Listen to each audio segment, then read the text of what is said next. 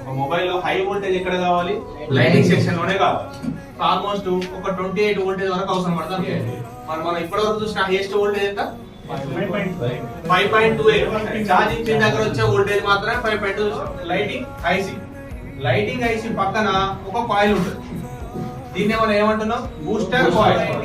ఎప్పుడైతే కాయిల్ లోపలికి కరెంట్ అనేది పాస్ అవుతుందో కాయిల్ ఉన్న మ్యాగ్నెటిక్ ఫీల్డ్ ద్వారా హై వోల్టేజ్ ని జనరేట్ చేస్తుందని చెప్తుంది.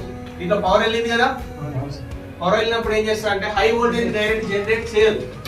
ఇక్కడ ఏం జరగాలంటే స్విచ్చింగ్ జరగదు. సైకిల్ పంప్ మన అందరికి తెలుసు కదా, దాని ముంగడ ఒక బెలూన్ పెడితే పంపింగ్ చేసిన కొద్దీ బెలూన్ అనేది పెరుగుతా పోతుందా లేదా? సో అది ఏం చేస్తుంది? స్టోరేజ్ చేసుకుంటుందా లేదా?